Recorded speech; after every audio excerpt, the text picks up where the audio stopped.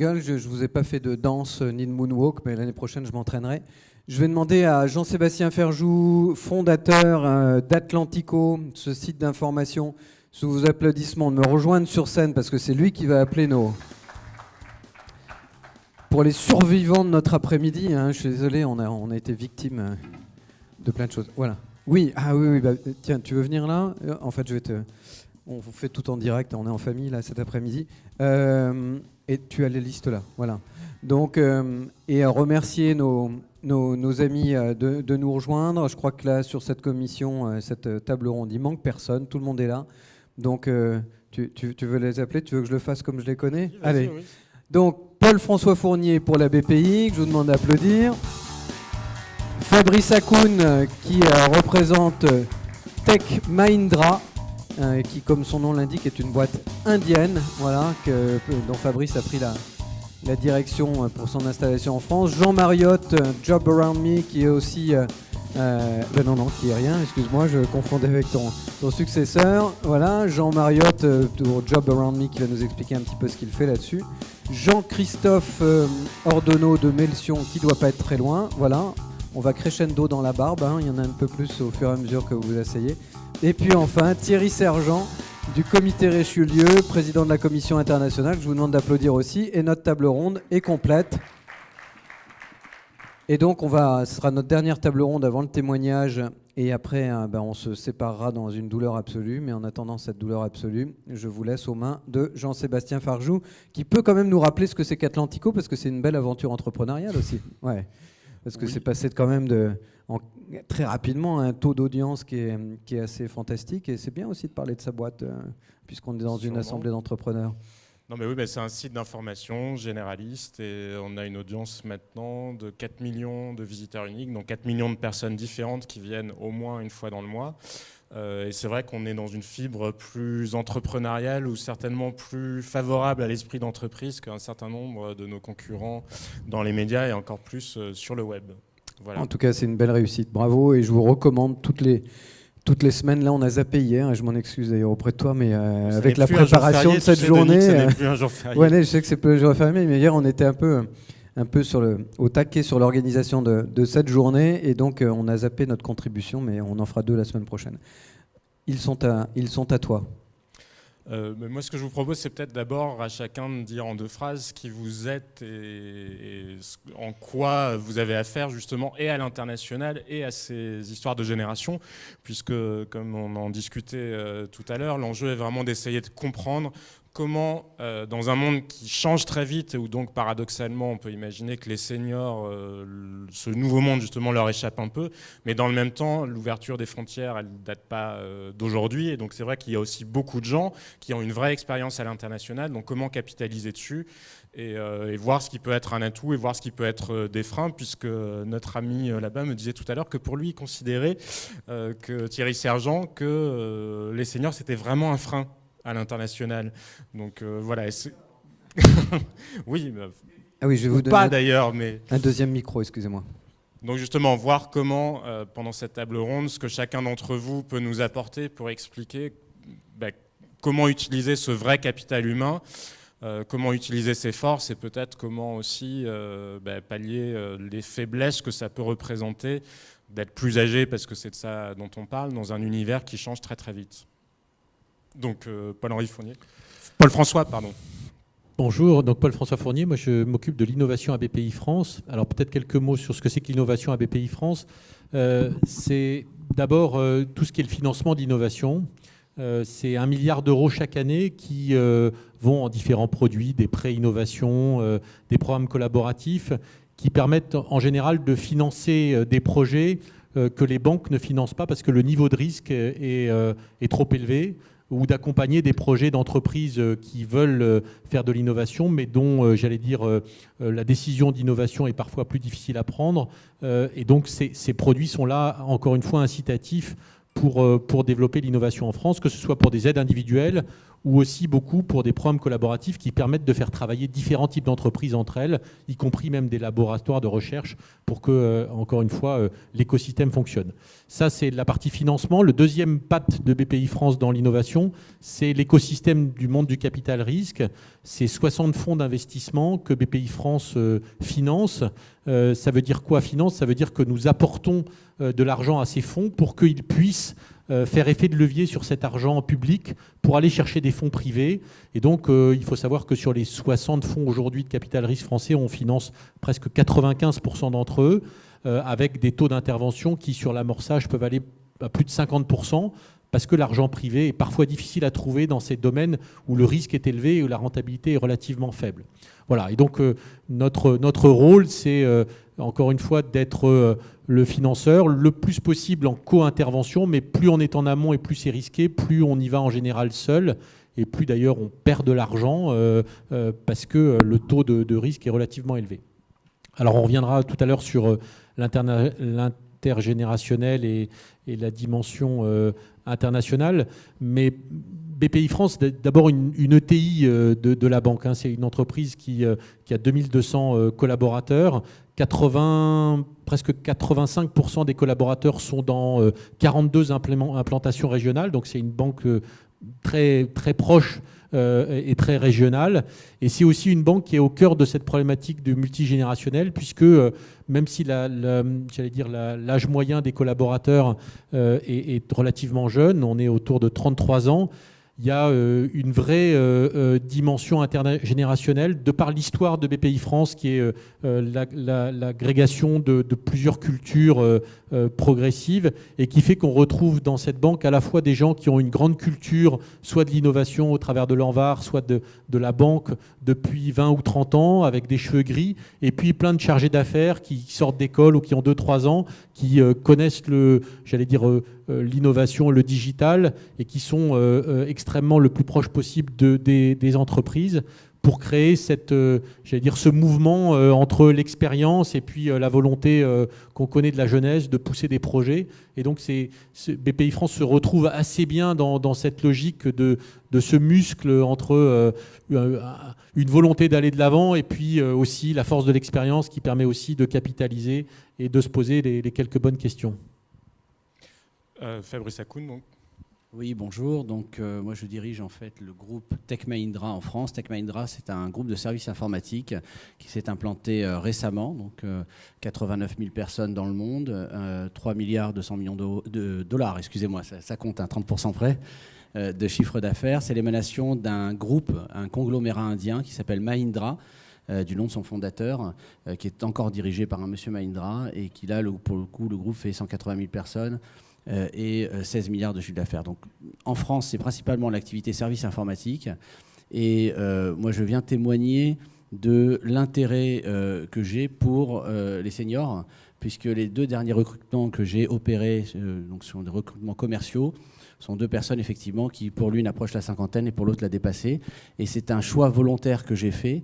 Et j'ai la chance d'avoir un groupe qui considère que c'est un atout, puisque c'est un groupe étranger qui ne regarde pas les choses au travers du prisme que l'on peut avoir en France, cette façon de catégoriser, mais qui au contraire va considérer l'âge comme un atout, puisque nous, on a besoin d'aller vite, on vient un peu après les autres, on a des concurrents qui sont des concurrents établis, et que vous connaissez tous, hein, les Capgemini, Atos et autres, qui pour le coup, eux, ont des plans plutôt, je suis désolé, mais anti-vieux, hein, c'est peut-être choquant de le dire, mais c'est le cas. Et nous, on est ravis de récupérer un certain nombre de ces collaborateurs, de bénéficier de leur expérience, des investissements qui ont pu être faits sur eux pendant des années, pour capitaliser dessus et aller plus vite sur le marché. Voilà, donc c'est un petit message d'espoir aussi, je pense que c'est important de rappeler que cette vision qui consiste à catégoriser par catégorie d'âge, et puis après au sein des catégories d'âge, on fait encore des tranches entre issus de la diversité, pas issus de la diversité, puis femmes et puis pas femmes, et puis tout ça effectivement fait qu'on catégorise, on découpe, alors qu'il y a d'autres pays pour lesquels toutes ces considérations n'ont que très peu d'importance. Et donc, avec l'internationalisation et avec la mondialisation, ces entreprises arrivent en France avec cet état d'esprit un peu différent. Et donc, on en profite et on est ravis de le faire. J'aurai l'occasion de développer, bien sûr. Et donc, Jean Mariotte, le Benjamin, probablement. Bonjour, je suis le fondateur de Job Around Me. Donc Job Around Me, c'est une start-up, on a 1 an et demi. L'idée, c'est que on avait le e-commerce et on voit qu'on est passé au m-commerce. Aujourd'hui, le recrutement est en train de vivre ce qu'a vécu le e-commerce et on est en train de passer au m-recrutement. Et Job Around Me, en fait, c'est tout simplement une application smartphone 100% emploi. Donc on s'est créé il y a, je vous disais, 1 an et demi. Nos métriques sont assez bonnes depuis à peu près 7-8 mois. On est en train d'exploser. On a passé les 300 000 users. On a un peu plus de 20 000 offres d'emploi en ligne sur l'application. Et on est sur iPhone et Android. Voilà, donc on a levé des fonds en fin d'année dernière. Et on a également eu l'aide de la BPI, donc, que j'en profite pour remercier. Et donc, bien sûr, l'international est depuis le début dans notre roadmap. Et donc, notre nom, Job Around Me, c'est déjà un nom qui est destiné à aller à l'international. Et à travers cette levée de fonds, en fait, c'est la chose que je pense que je vais vouloir partager avec vous, c'est que j'ai eu la chance de rencontrer, à travers la levée de fonds, des personnalités qui m'ont beaucoup aidé en termes de réseau, de stratégie, etc. Et aujourd'hui, notamment certains business angels, pour l'international, m'aident beaucoup, me donnent des contacts, me disent quelle stratégie adopter, etc. Et donc ça aussi, je pense que ça a une grande valeur. Voilà. Oui, parce qu'il y a une question qui se dessine, c'est finalement, est-ce que les seniors, mais qu'on pourra réaborder avec chacun d'entre vous, sont juste là pour donner des conseils et il n'y aurait que les jeunes qui innoveraient?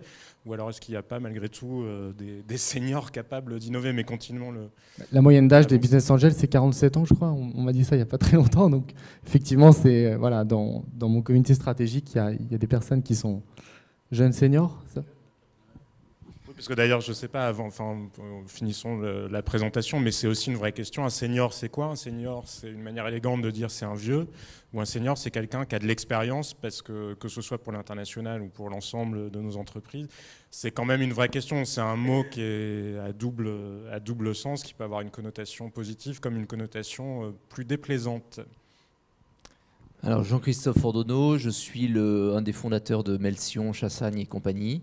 Melsion accompagne depuis maintenant 18 ans les entrepreneurs au sens large.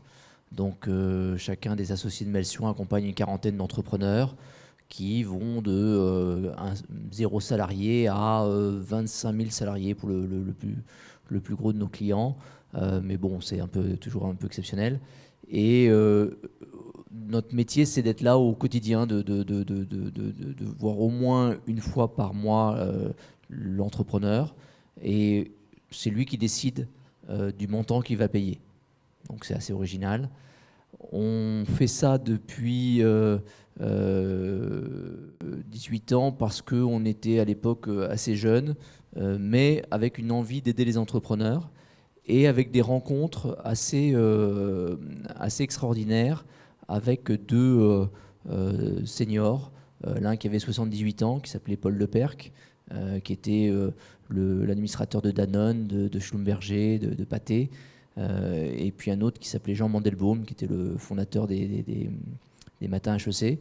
Et quelque part, ça a été pour nous un point important d'avoir cet apport générationnel.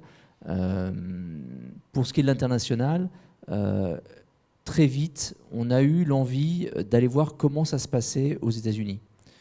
D'abord parce que dans nos études, on y avait tous fait un petit bout. Et ensuite parce que on nous disait beaucoup, les entrepreneurs, vous savez, ceux que vous décrivez, c'est des entrepreneurs très franco-français. Aux États-Unis, c'est différent. Donc dès 2001, on est allé régulièrement, c'est-à-dire à l'époque 2-3 fois par an. Aujourd'hui, on est 2 associés à y être 10 fois par an, une semaine. 10 fois une semaine. Donc ça commence à faire un quart de l'année. Et pour moi, je vais à San Francisco, New York, Boston et Miami. Mais pour mon associé Joe, c'est une semaine sur New York uniquement. Et le rapport aux générations, justement, il est différent aux États-Unis ou c'est la même chose qu'ici? Alors, c'est très les États-Unis, ça n'existe pas. C'est un ensemble de régions. Si vous allez dans la Silicon Valley, par exemple, ils sont un véritable repoussoir à seniors. C'est-à-dire qu'à partir de 45 ans, soit on est VP quelque part, soit on doit partir. La Silicon Valley est très cruelle, c'est un endroit où la vie est très très chère, horriblement chère, où si on n'est pas capable de générer 15 000 $ par mois de revenus, on ne vit même pas une vie de cadre moyen. Donc du coup, si à 45 ans, 50 ans, on n'est plus capable de tenir une place, et les seules places à cet âge-là qu'on doit tenir normalement, c'est une place de VP dans un grand groupe, on va en général, ça se passe de manière soft, hein, mais tous les entrepreneurs ou tous les Français que je croise là-bas me disent moi c'est bon, j'ai ma boîte, je vis là-bas, mais mes camarades qui sont arrivés en même temps que moi, ils ont dû partir entre 40 et 45 ans, ils ont dû aller sur d'autres parties des États-Unis, plus accueillantes en ce sens. Donc c'est pas un rapport si net. Maintenant, si vous allez dans des zones plus soft, je sais pas, Atlanta, Miami ou certaines, enfin même Boston est relativement accessible. Là effectivement c'est moins net. Mais il y a sur les zones les plus connues et les plus attirantes des États-Unis, que ce soit New York ou que ce soit San Francisco, il y a une accentuation de ce phénomène qu'on voit en France. Et donc Thierry Sergent, finalement, vous pourriez un peu venir de la Silicon Valley, puisque comme je disais tout à l'heure, vous m'expliquiez avant le début de la table ronde que pour vous, les vieux étaient clairement un frein à l'international. Là, je parle de mon expérience. Je suis plus près de... Malheureusement, je m'éloigne des 55, ça veut dire que je les ai déjà passés, donc je suis définitivement un senior. 2 mots sur le comité Richelieu, puisque je suis là en tant que président de la Commission internationale. Le comité Richelieu, c'est une association d'entreprises, d'innovation et de croissance qui s'est créée il y a maintenant une vingtaine d'années, qui a créé le Pacte PME qui était vraiment qui a été une œuvre importante dans la mesure où ça rapproche les PME des grands groupes, et on le verra sur l'international, les grands groupes devraient pouvoir beaucoup nous aider. Je dis nous parce que moi je suis plutôt PME, et a créé récemment le pacte innovation. On verra si on crée un pacte international. Là, j'ai parlé plus de mon expérience. L'entreprise que je dirige aujourd'hui, Expway, c'est une entreprise qui fait du logiciel, c'est une 40aine de personnes. Elle a comme particularité, et c'est pour ça que je me suis occupé de la Commission internationale, d'avoir fait l'an dernier 98% à l'export. On exporte en Chine, au Japon, en Corée, en Inde, aux États-Unis, et on vend quasiment rien en France. Et c'est là où je dis, donc moi j'avais participé en tant que business angel à la fondation de cette entreprise, à la création de cette entreprise il y a 14 ans maintenant. Je l'ai rejoint pour la diriger en 2008, elle avait eu des difficultés entre-temps. Et je suis en fait les fondateurs plus jeunes, je suis les jeunes. Et en fait, quand les jeunes, là où je dis que je suis un frein, eux, ils ne se posent pas de questions. On va aller en Chine. Et moi, je leur dis, mais la Chine, pour moi, c'est... je me suis planté il y a 20 ans quand je faisais des pompes industrielles parce que les Chinois m'ont copié. Je me suis planté où j'ai entendu que Danone avait eu des problèmes. Donc, mon expérience, c'est, oulala, la Chine, c'est dangereux. Et eux, ils se posent même pas la question. Ils disent, mais le marché, demain, de toutes les manières, il est en Chine. Un des principaux acteurs dans notre domaine, c'est la Chine. Donc, un frein, c'est peut-être un tout petit peu exagéré. En tout cas, quand ils ont réussi à passer sous les fourches codines du vieux barbon qui leur explique que c'est pas possible, que ça n'a jamais marché, qu'on s'est planté il y a 15 ans, qu'on s'est planté il y a 25 ans. Donc, quand ils réussissent à passer au-delà de cette expérience, alors, finalement, on a été en Chine et ça se passe remarquablement bien. C'est-à-dire que pour moi, ce qui compte, c'est pas tellement le fait que les seniors aient de l'expérience, c'est surtout qu'ils aient un point de vue différent. C'est cet échange de points de vue, c'est cette écoute. Et j'avais accompagné un certain nombre d'autres startups depuis maintenant une vingtaine d'années avec des dirigeants. C'est l'écoute entre les deux. C'est vraiment l'intergénérationnel. C'est pas les seniors apportent l'expérience, les jeunes apportent l'énergie. C'est cette façon de pouvoir considérer un même problème avec deux paradigmes ou deux visions complètement différentes parce que nos visions sont radicalement différentes. Et les startups que j'ai pu accompagner avec succès sont celles où je pouvais dire ce que je voulais dire, où j'étais écouté, mais certainement pas obéi. Ils entendaient ce que j'avais à dire et ensuite ils faisaient à leur sauce parce que c'est ça qui est important. Et l'expérience, elle est valable combien de temps dans le monde actuel? Parce que les vieux ou les seniors aient de l'expérience et que les jeunes aient de l'énergie ou des idées, ça a toujours existé. Mais là, on vit dans un monde qui s'accélère, donc l'expérience, elle reste valable combien de temps dans les expériences que vous pouvez avoir les uns les autres, justement? Un senior, il comprend encore le monde parce qu'il a pu aller en Chine il y a 15 ans. Mais effectivement, la Chine a changé. Juste, et puis je relaisserai la parole, je crois que le senior... il ne comprend plus le monde. C'est pas qu'on n'en est pas bon. Pendant combien de temps il le comprend, justement? Mais il a compris le monde de son époque. Aujourd'hui, il apprend encore un peu. Mais en revanche, aller raconter aux plus jeunes le monde de son époque, aller conserver des relations, aller conserver des réflexes, aller conserver un certain nombre de choses qui ne sont pas nécessairement les bons réflexes, c'est pour dire, au moins, à un moment donné, voilà ce qui s'est passé. Ça s'est pas bien passé, mais c'était à l'époque. C'est-à-dire que en tout cas, l'expérience, elle n'est pas applicable. Elle est juste échangeable pour en faire autre chose. Moi, c'est mon point de vue. Enfin, moi j'ai un avis tout à fait différent sur la question. Je pense que si on est dans cette situation, c'est pas parce que les seniors deviennent des seniors que le cerveau se transforme, qu'ils comprennent plus le monde, etc. Je pense que c'est lié au parcours de carrière dans les entreprises. C'est-à-dire que, et ça j'ai pu l'observer dans toutes les entreprises que j'ai traversées ou que j'ai croisées, vous avez un parcours dans lequel quand vous commencez votre carrière, vous êtes à l'opérationnel.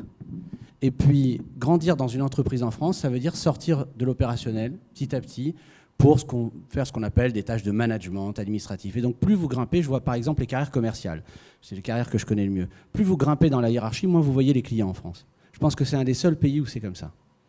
Et bien entendu, quand vous avez 45, 48, 49, j'ai failli moi-même tomber dans le piège, et si j'ai changé aussi souvent de boîte, et y compris en quittant des grands groupes, alors que j'étais dans une situation très confortable, c'est parce que je voyais ce mur-là arriver. Quand on commence à vous dire, bah non, toi ton rôle c'est plus d'aller en clientèle, c'est de faire du reporting. Alors c'est confortable, hein, c'est confortable, vous avez des petits jeunes qui travaillent pour vous, eux crapahutent, ils vont en clientèle, ils remontent leurs chiffres, vous consolidez vos tableaux Excel, vous envoyez ça à la direction, et puis chaque fin de mois les commissions tombent, c'est super quand ça a bien marché. Sauf que vous ne voyez plus les clients. Ce qui fait la valeur d'un collaborateur, et en particulier dans une carrière commerciale, c'est son relationnel client, c'est son carnet d'adresses, c'est sa connaissance des offres. Les offres, elles évoluent dans les services informatiques. Donc quand vous avez une bonne connaissance des offres, parce que vous êtes obligé de l'avoir, vous restez au contact du client, votre client vous demande quelque chose. Donc je crois qu'il faut changer cet angle de vue, il faut changer cette façon de manager les carrières, en particulier les carrières commerciales dans l'entreprise, il faut rester opérationnel. Et encore une fois, je vous dis, j'ai senti ça arriver pour ma propre expérience, j'ai 44 ans, donc je vois arriver aussi le côté senior, on dit senior, 50 ans, on ne sait pas exactement, moi je ne me sens pas du tout senior, mais je vois arriver le truc, et je me suis dit, oulala, si je continue dans cette voie-là, je vais me retrouver dans la même situation, c'est-à-dire que dans 5 ans, 6 ans, quand je vais vouloir partir, je vais me dire, mais je vais aller où? Je vais me vendre comment? Parce qu'il s'agit de se vendre, il s'agit de rester employable. Donc je vais aller me vendre et je vais aller dans un groupe et je vais dire quoi? Je sais faire des tableaux Excel, je sais consolider ça, j'ai entendu parler d'un besoin chez tel client parce que j'ai vu un de mes commerciaux. Non, pas du tout. Donc il faut rester au contact. Et le meilleur moyen de rester au contact pour moi, ça a été de changer et d'aller dans un groupe qui certes était un grand groupe, mais qui était une petite start-up en France, puisque Mahindra, c'est petit en France, c'est très grand au niveau mondial. Justement, ce groupe indien, il y a quoi à en retenir en matière de gestion de carrière par génération? Alors, c'est encore jeune, hein, ça fait un peu mais moins dans d'un la an. culture indienne, est-ce qu'il y a quelque chose de la culture indienne? C'est une culture de l'opérationnel. Il faut être opérationnel, il faut être pragmatique. C'est une culture très différente, effectivement, de l'approche française, c'est-à-dire qu'on pense business, on pense client. Alors, c'est pas une obsession du chiffre d'affaires, etc. On a le temps, moi j'ai eu le temps de construire, ça fait 1 an que je suis dans ce groupe, que je construis, que je prends le temps de mettre en place les choses. Mais par contre, il faut toujours avoir à l'esprit, en particulier dès les entretiens de recrutement, que ce qui les intéresse à un moment donné, c'est que ce que vous allez leur apporter, ça se transforme à un moment donné en business, que ce soit pas uniquement de l'organisationnel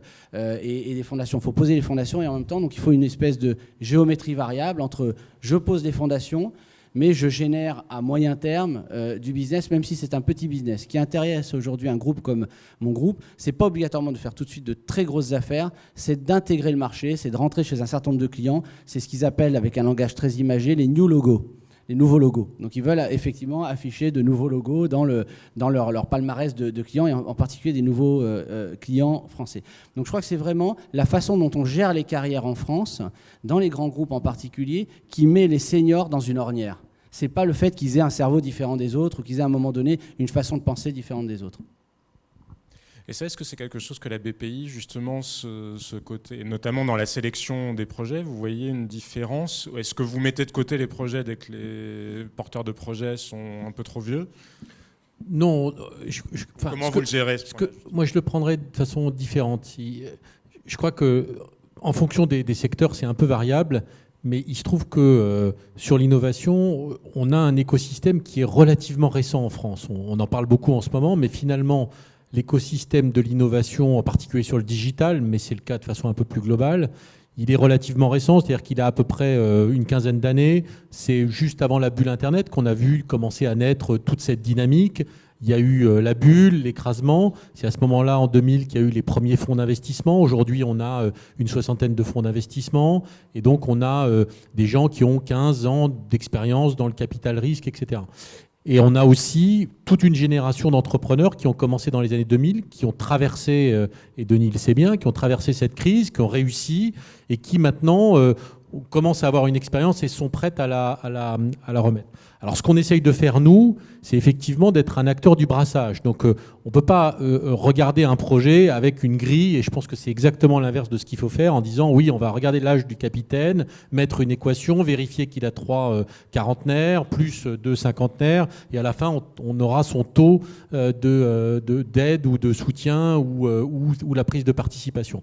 Par contre, ce qu'on essaye de faire, c'est de profiter de cette chance qui commence à être un vrai atout de l'écosystème français, c'est qu'on commence à avoir des générations successives. On commence à avoir aussi des Jean-Baptiste Rudel qui ont coté une boîte à 2 milliards. On commence à avoir des Niel, des Simoncini, des Grandjean qui commencent à redonner leur expérience et à renvoyer à l'écosystème. Et donc nous, on essaye d'être un acteur de ce brassage au quotidien avec les différents acteurs, des réseaux entreprendre, différents réseaux, pour commencer à faire ces maillages et à faire ce lien entre ces différents systèmes.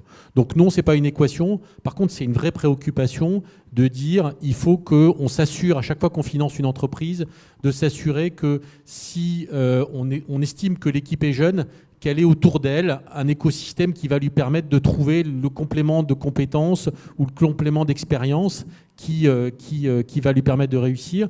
Et la bonne nouvelle, c'est qu'aujourd'hui, cette expérience, elle existe en France et qu'il y a tout un tas d'entrepreneurs qui sont prêts à renvoyer à l'écosystème français et y passer beaucoup d'énergie, beaucoup de volonté pour que tout le monde profite et que ce cercle vertueux, qui est en fait ce qui a fonctionné dans la Silicon Valley, c'est 40 ans d'expérience de renvoi progressif d'entrepreneurs qui ont réussi, que ce cercle commence à prendre forme. Et comment faire en sorte qu'on ne soit pas uniquement dans un système de stars, parce que vous parliez de Marc Simoncini ou de Xavier Niel ou de cette génération-là, mais si on revient justement à la Silicon Valley qui est très dure, oui, il y a les stars qui réussissent et qui peut-être derrière réinjectent leur expérience ou leur argent, mais il y a aussi tous les autres qui ne sont pas forcément devenus des stars et qui pour autant peuvent avoir une vraie expérience. C'est ça, comment est-ce que celle-là on peut la récupérer ? C'est vrai, en même temps je suis d'accord, hein, et donc vous avez raison, le système des stars il a ses limites, simplement il size entre guillemets l'ambition générale, c'est aussi un marqueur de l'ambition générale, c'est le haut de la fusée. Alors effectivement il est très limitatif parce qu'il ne met pas toute la partie immergée de l'iceberg qui mérite qu'on parle d'elle, et on essaye au quotidien, nous, dans notre communication, dans notre présence, dans ce qu'on essaye de faire, de le mettre en lumière. Mais on a aussi besoin de ça, parce que ça, c'est le marqueur inconscient collectif, et on en a bien besoin en ce moment, du fait qu'on peut y arriver, du fait qu'on peut créer des boîtes qui sont de taille internationale, et qui donc, j'allais dire, sont le point un peu moyen. Mais dans le quotidien, dans notre travail, on a 120 chargés d'affaires innovation au quotidien. Ils sont en relation avec les pôles de compétitivité, ils sont en relation avec 10 000 entreprises innovantes chaque jour. Et chaque jour, ils font ce petit maillage en permanence qui est de dire, bah, tiens, je vous vois arriver, vous devriez contacter tel pôle de compétitivité ou tel entrepreneur qui a fait le même genre de choses, qui a 40 ans. On discutait tout à l'heure avec Jean, il a dans son conseil un certain nombre d'entrepreneurs qui sont des gens successful. Voilà, c'est ces petits liens-là qu'il faut au quotidien broder pour que ça prenne et que cette mayonnaise, elle s'amplifie. Et est-ce que dans les projets qui vous sont soumis, vous voyez une différence justement entre une génération un peu plus âgée où il y a déjà de l'expérience et puis les projets des jeunes ? Est-ce qu'il faut être jeune pour innover ? Non, et d'ailleurs c'est assez intéressant parce qu'on commence à voir, enfin il y a plusieurs choses, il y a beaucoup de choses qui bougent en ce moment, c'est ça le message principal, c'est que l'écosystème français il atteint un niveau de palier de maturité. Symboliquement on pourrait dire que jusqu'à il y a quelques années, réussir, c'était vendre sa boîte 20 ou 30 millions d'euros. Quand on avait vendu sa boîte 20 ou 30 millions d'euros, on achetait une maison, un chien, et on avait réussi, entre guillemets. On achetait plusieurs on était chiens. On peut acheter plusieurs chiens, avec plusieurs maisons, mais Bon, après, il y a les impôts qui passent, hein, donc, mais voilà. Mais vous commenciez à être quelqu'un qui, dans la société française, était un vrai... encore une fois, aujourd'hui, il y a beaucoup de signaux qui montrent que le paradigme aujourd'hui d'un certain nombre d'entrepreneurs, et j'espère que c'est le cas pour Jean, en tout cas c'est pour ça qu'on l'a aidé, c'est qu'il faut que sa boîte elle aille jusqu'à 100 ou 200 millions, qu'elle aille éventuellement se coter au Nasdaq ou ailleurs, pour qu'elle puisse réussir à être, si possible, une boîte qui soit rachetée, pourquoi pas par un grand groupe international, mais que sa situation en France soit tellement forte que de toute façon le grand groupe aura envie d'investir en France parce que tout le savoir est ici, ou qu'il soit demain un leader mondial comme on veut le faire. Donc ce passage-là, il est possible, encore une fois, parce qu'on capitalise sur une couche de sédimentation progressive qui se met en place. Et le deuxième facteur qui joue, c'est que, effectivement, du coup, voyant ça, il y a pas mal d'exemples de grands groupes qui essaiment aujourd'hui. Il y a de plus en plus de cadres d'une quarantaine d'années qui voient bien que l'équation des grands groupes, elle est plus la même qu'elle a pu être il y a 20 ans, et qui commencent à aller voir leur management en disant écoutez, ce projet, franchement, on n'y arrivera jamais, de toute façon, c'est sous critique chez vous, etc. Je connais, moi, je viens de chez France Télécom, il y a eu beaucoup de ces projets, et j'en vois qui commencent à fonctionner bien, qui prennent leur bout de technologie et qui montent leur boîte et qui arrivent, pour un certain nombre d'entre eux, à développer ça. Donc justement, c'est plus quelque chose qui est voué à une petite bande de jeunes de 30 balais, même si cette population-là, elle est en train d'exploser. Toutes les grandes écoles, toutes les universités sont en train de faire leurs incubateurs. Pourquoi ? Parce qu'elles voient bien que les grands groupes ne recrutent plus et qu'il y a quand même un certain nombre de rôles modèles qui font que ça fonctionne et qu'ils acquièrent de la compétence. Mais ça part dans toute la société et c'est ça qu'on essaye d'accompagner et d'entretenir.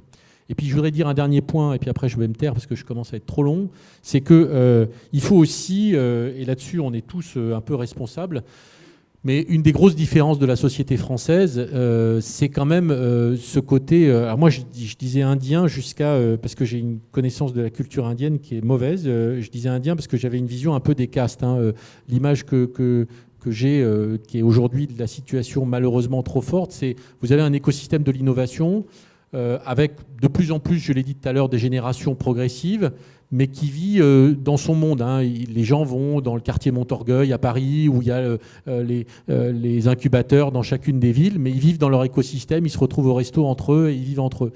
Vous avez les ETI, les entreprises de taille intermédiaire. On a fait une grosse manifestation à BPI France, il y en avait 500 dans la salle. Ce sont des gens qui sont en général régionaux, qui ont une boîte souvent familiale, qui fait 200, 300 millions de chiffre d'affaires, avec des situations variables.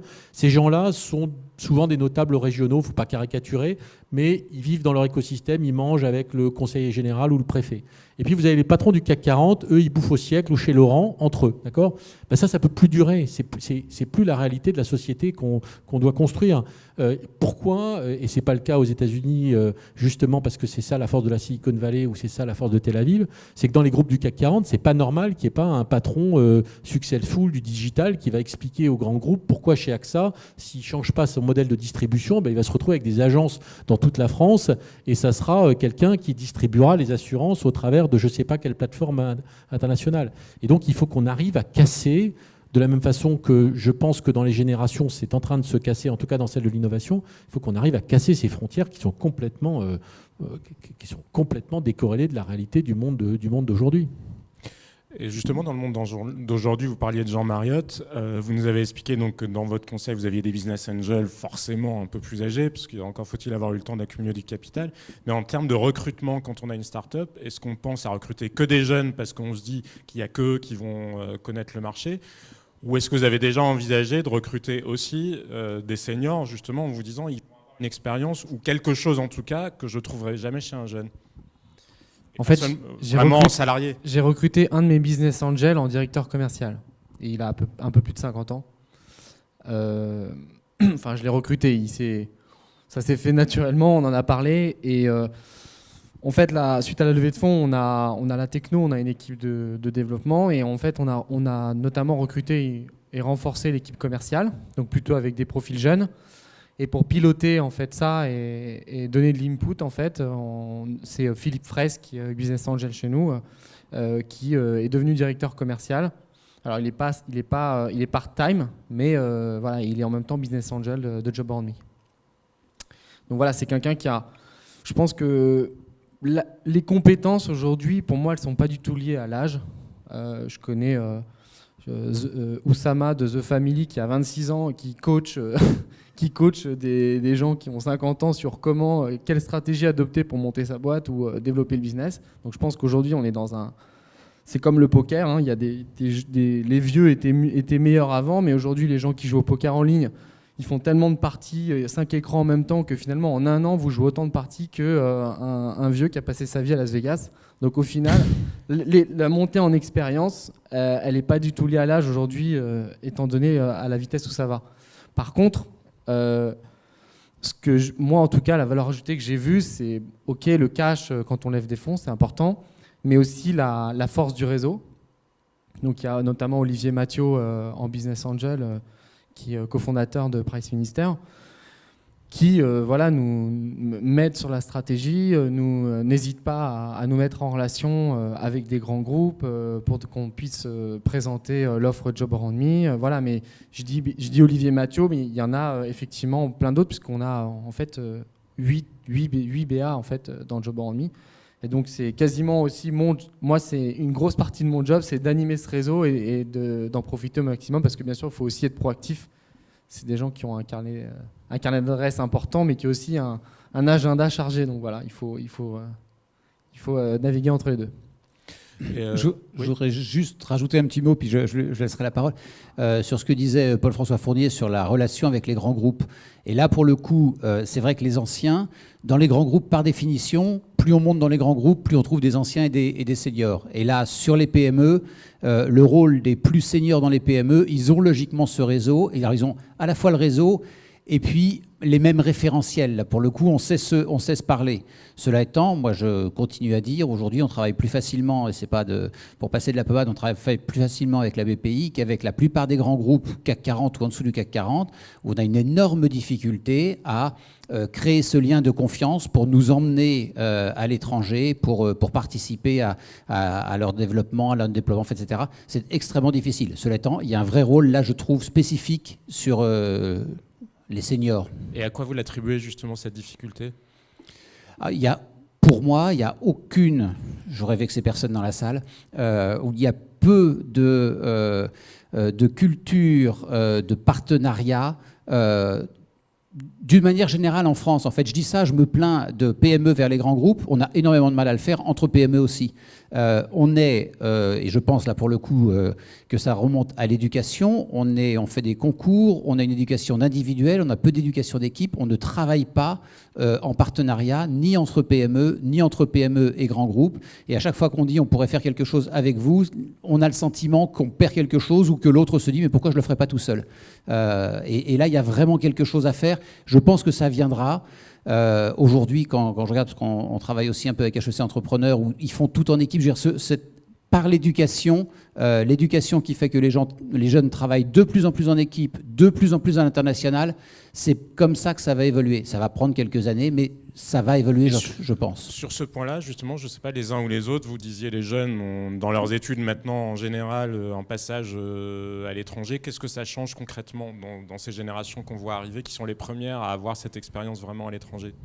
Excusez-moi, je vais peut-être prendre la parole. C'est juste la différence de regard. C'est-à-dire que dès que vous sortez des frontières, vous apercevez que qu'on vous assène depuis des années comme des vérités absolues, de façon un peu égocentrique, nombriliste, c'est absolument pas des vérités absolues. Il se passe des choses ailleurs qui sont très différentes et qui fonctionnent très bien. Voilà, donc vous parliez tout à l'heure justement par exemple des préjugés sur l'Inde, sur les castes, etc. C'est vrai que toutes ces choses-là, quand on y va, on s'aperçoit effectivement que le monde est très différent. Quand vous arrivez en Inde, oui, bien sûr, il y a de la pauvreté, mais ils ont sorti 300 millions de personnes de la pauvreté. Si en ratio, on arrivait à sortir autant, juste en ratio de la pauvreté. Donc il y a toujours cette façon de regarder les choses avec notre prisme occidental, en plus d'un grand pays. C'est-à-dire, on est un grand pays, on est une grande nation, donc on est relativement nombriliste. Et dès qu'on va ailleurs, on s'aperçoit que les choses sont différentes, que vous avez des gens aujourd'hui qui là-bas veulent s'en sortir, travaillent considérablement pour s'en sortir, croient en leur avenir, et surtout, je crois à une chose essentielle, croient en leur destin individuel. C'est-à-dire qu'on a tendance en France, malheureusement, et ça rejoint le sujet des seniors, toujours à vouloir catégoriser. C'est un de nos défauts parce que ça nous rassure. Ça nous rassure de mettre les gens dans des cases et de les catégoriser. Et donc, une fois qu'on a catégorisé, c'est très dur de sortir de sa propre catégorie. Pour le coup, là, c'est vraiment un phénomène de caste. Il y a beaucoup d'autres pays, pourtant, au sein desquels la situation est très difficile sur le plan social, etc., hein, rien à voir avec chez nous, mais qui croient en leur destin individuel. Et moi, quand je coach des gens qui sont dans une recherche d'emploi, parce que je le fais depuis 15 ans et je coach beaucoup, j'accompagne beaucoup, alors soit de jeunes qui ont quelques difficultés à mettre le pied à l'étrier, soit effectivement de personnes plus âgées, auquel cas, là, c'est plus du réseau que je les aide à acquérir, parce que parfois, ils ne l'ont pas. À chaque fois, la première chose que je dis, c'est celle-ci, c'est-à-dire, je crois qu'il faut commencer par croire en son destin individuel, parce que l'opportunité, elle existe quelque part. Alors, elle existe soit ici, sur le territoire national, soit ailleurs. Et je pense que la mondialisation est une chance, effectivement, pour tous ceux qui ne trouvent pas leur avantage sur le marché national. La difficulté qu'on a, malheureusement, sur notre marché national, c'est que du fait, alors je ne sais pas si vous partagerez, cher monsieur, mais du fait du contexte social, du poids, je suis conseiller prud'homal depuis 12 ans, hein, donc j'ai 12 ans de prud'homie, je peux vous dire que je vois le poids que représente le droit social, le droit du travail sur l'entreprise aujourd'hui. Du fait de ce poids-là, du fait effectivement d'un contexte fiscal compliqué pour les entrepreneurs, la difficulté à obtenir les financements bancaires, on a finalement, sans le vouloir, parce que je ne peux pas imaginer une seconde que des personnalités politiques aient pu vouloir organiser, on a organisé sur le marché français une pénurie d'emplois, une pénurie d'entrepreneuriat, etc. Et donc du coup, l'international est essentiel pour tous ceux qui ne sont pas pile entre les deux curseurs, c'est entre 28 et 45 ans. Donc dès qu'on est en dehors effectivement de ces axes-là, on a un peu plus de mal à trouver du travail. Et l'international représente de ce point de vue, selon moi, un avantage. Et c'est la raison pour laquelle on voit autant de jeunes partir aujourd'hui, qui est quand même une perte considérable. Et puis on voit de plus en plus de seniors qui, forts de leur expérience, s'intéressent plus à l'international. Surtout que les barrières sont quand même relativement tombées, ne serait-ce que du fait des technologies. C'est quand même beaucoup plus facile maintenant de voyager, d'aller plus loin, de communiquer quand on est loin. Enfin, le bureau mobile, c'est quand même quelque chose d'extraordinaire. Et est-ce qu'il y a un vrai risque de gens qui partent justement, de ces jeunes qui font leurs études et qui partent, alors les vieux ils partent peut-être pour de l'exil fiscal, les jeunes ils partent peut-être parce que précisément l'écosystème français les étouffe un peu, mais est-ce que vous avez cette perception-là de générations qui partent en plus pour ne plus revenir? Alors, ça c'est quelque chose que nous on voit chez Melsion, dans la mesure où on a régulièrement des entrepreneurs qui nous posent la question de se relocaliser. Alors, ce n'est pas des questions fiscales, hein, en fait, c'est des questions une sorte de ras-le-bol de tous ceux qui vivent comme des contraintes énormes. Nous, on a une réponse face à ça qui est plus mitigée, parce que changer de zone d'influence géographique, c'est tout mettre par terre, en fait.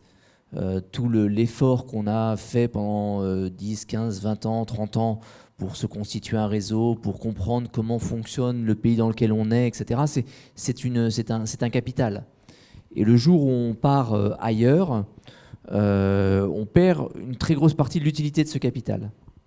Donc du coup, la réponse de se relocaliser, c'est ça va vous prendre 5 à 10 ans pour vous retrouver à un niveau compétitif dans le nouveau pays où vous allez aller. Alors, une solution, c'est d'aller vers de l'aide auprès de seniors qui sont sur place et qui eux, ont un réseau, qui, eux, ont une connaissance, etc. Mais c'est quand même, il faut pas se tromper. Il y a effectivement de plus en plus de jeunes qui peuvent être tentés de partir. S'ils ont fait leurs études à l'étranger, s'ils ont commencé leur carrière à l'étranger, c'est l'inverse. Ça va probablement être très compliqué pour eux de revenir. Ça va être pour eux probablement se couper d'un investissement. Alors ça arrive, hein, beaucoup des jeunes, j'en parlais tout à l'heure, des jeunes qui sont partis dans la Silicon Valley finissent par revenir. C'est pour eux, il va falloir qu'ils utilisent l'atout d'avoir été dans la Silicon Valley pendant quelques années pour essayer d'être utile en France. Mais c'est cette espèce de capitalisation des expériences est quelque chose d'assez ambigu. C'est d'ailleurs le problème de l'emploi des seniors. Fabrice le disait, il y a le problème du senior qui a finalement pas accumulé tant d'expérience que ça parce qu'il s'est laissé enfermer dans des postes où on n'était plus dans l'action. Donc du coup, il n'a pas 30 ans d'action, il a 10 ans d'action et 20 ans de bureaucratie. Alors lui, ben, effectivement, c'est un problème. Quand il en arrive là, c'est souvent tard pour se réveiller. Et ceux qui l'ont mis dans cette condition, d'ailleurs, sont les plus à blâmer. Et puis, il y a le problème, en fait, du type de ce qu'on appelle l'expérience. L'expérience, quand c'est la capacité à bien analyser les choses, quand c'est la capacité à se poser des questions et à se remettre en cause, c'est bien. Quand c'est la volonté de plaquer ce qu'on a vu à la situation actuelle, c'est gênant. Et au final, je crois que l'atout principal du travail intergénérationnel, c'est ce qu'évoquait Thierry, hein, c'est la question de la diversité dans la prise de décision, l'hétérogénéité. Et ça, c'est un vrai problème auquel on fait face. Hein. On parlait de ces gens qui ont tous fait les mêmes études, les mêmes concours, etc., qui finalement ont une capacité à travailler ensemble qui est assez amoindrie. Mais est-ce que ça veut dire, par exemple, qu'il faudrait imaginer, comme on a demandé à ce qu'il y ait des femmes dans les conseils d'administration, demander à ce qu'il y ait des jeunes, comment l'hétérogénéité, justement, on la crée? Moi, je laisse à mes clients entrepreneurs qui sont plus malins que les autres le soin de créer cette hétérogénéité pour eux-mêmes et d'en faire un avantage. Je pense que la question, c'est pas, il ne faut pas une loi pour que les femmes rentrent dans les conseils d'administration. C'est ceux qui n'ont pas de femmes dans leur conseil d'administration, je pense qu'ils perdent un gros atout dans la qualité de la décision qu'ils prennent. Et la qualité de la décision au niveau du conseil d'administration, c'est quand même intéressant.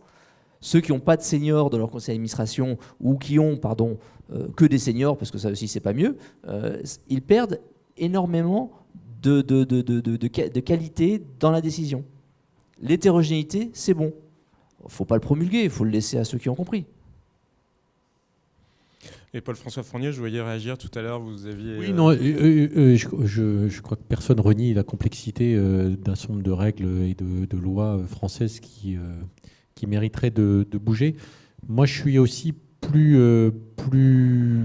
mitigé, en particulier sur l'écosystème de l'innovation. Je pense que peut-être sur d'autres secteurs que je connais moins, c'est probablement plus une réalité. Mais en tout cas, sur l'écosystème de l'innovation, et par exemple sur le digital, puisqu'on parle souvent de la Silicon Valley comme un exemple, il y a deux choses. D'abord, c'est que nous, à BPI France, on est persuadé qu'une boîte innovante, à un moment ou à un autre, elle doit aller s'installer une partie de son équipe à San Francisco et pourquoi pas en Chine. C'est le modèle. On ne construit pas une ambition mondiale sans avoir une présence, en particulier sur le digital, à San Francisco. Ils ont des compétences qu'on ne trouve pas facilement en France sur le business développement ou sur certains éléments du marketing. C'est juste factuel. Et donc, nous, on fait avec UbiFrance, on vient de faire un accélérateur. On a 8 boîtes qui passent 3 mois à San Francisco, des startups, pour leur donner la cartographie du réseau, de comment on fait pour installer, trouver les jobs, les search jobs, etc., pour y trouver. Donc là-dessus, c'est pas une question d'altérité France versus le reste du monde. Si on veut des boîtes mondiales, il faut qu'elles s'installent là où ça se passe. Voilà. Et la deuxième chose, c'est qu'une fois que vous avez fait ça, vous pouvez aussi regarder en regard ce qui marche en France. C'est-à-dire qu'en particulier sur l'innovation, vous cumulez le CIR, le JEI, vous avez des ingénieurs qui sont top qualité, ils sont payés 3 fois moins cher qu'à San Francisco, et by the way, ils restent dans leur boîte en moyenne 4 ou 5 ans, alors qu'à San Francisco, le petit jeu, c'est quand même de prendre 20% tous les 6 mois en allant d'une boîte à l'autre. Donc voilà. Et Israël a parfaitement compris ça, et en a fait un vrai atout d'un modèle qu'il faut qu'on petit à petit on arrive à mettre en place, et les signaux sont plutôt positifs, même s'il y a encore un immense chemin à faire. Donc voilà, encore une fois, la vérité dans ce monde un peu complexe, elle n'est jamais ni blanche ou noire, et donc il faut qu'on fasse évoluer ce qui fonctionne moins bien en France, mais il faut aussi qu'on soit à l'aise sur un certain nombre de valeurs ajoutées qu'on peut trouver aujourd'hui dans notre écosystème. J'en prends pour preuve qu'il y a un certain nombre d'entrepreneurs, en particulier Jérôme Leca et d'autres qui vivent à San Francisco, dont leur boîte est une boîte française avec toute leur R&D et leur développement en France. Et ben, ces entrepreneurs, ils sont en train d'amener demain, ils arrivent ce soir, tout un tas de fonds d'investissement américains pour qui voient ce que c'est que l'écosystème français, qu'ils arrêtent de dire nous on ne veut pas investir dans une boîte française parce qu'il y a des bérets et des baguettes, mais qu'ils puissent toucher du doigt qu'en France, il y a un vrai système positif avec des vraies compétences, des vrais talents, une vraie capacité de développer ça, et qu'on puisse tirer le meilleur parti des différents univers. C'est ça pour moi l'écosystème qu'il faut qu'on construise demain. Sur la question, excuse-moi Fabrice, sur la question des États-Unis, je ne recommande pas à mes clients d'aller s'installer dans la Silicon Valley. C'est loin. C'est loin. Quand vous êtes en train de développer une deuxième partie de votre activité quelque part, savoir que ça va vous prendre 12 heures pour y aller et qu'il y a 9 heures de décalage horaire, c'est un vrai handicap. Savoir en plus le coût qu'il y a à monter quoi que ce soit dans la Silicon Valley et le faible niveau de capitalisation de ce qu'on peut y faire, c'est-à-dire les salariés qui vont se barrer à toute vitesse parce qu'ils ne sont pas là pour jouer un jeu collectif, ils sont là pour jouer un jeu individuel, etc. Tout ça fait que ce n'est pas forcément l'endroit que je vous recommanderais de choisir. Boston ou à la rigueur New York sont bien plus indiqués parce que ils sont à 6 heures de décalage horaire, qui sont à une nuit d'avion, une courte nuit d'avion, et à mi-chemin entre San Francisco et ici, c'est très suffisant comme base pour aller sur les États-Unis.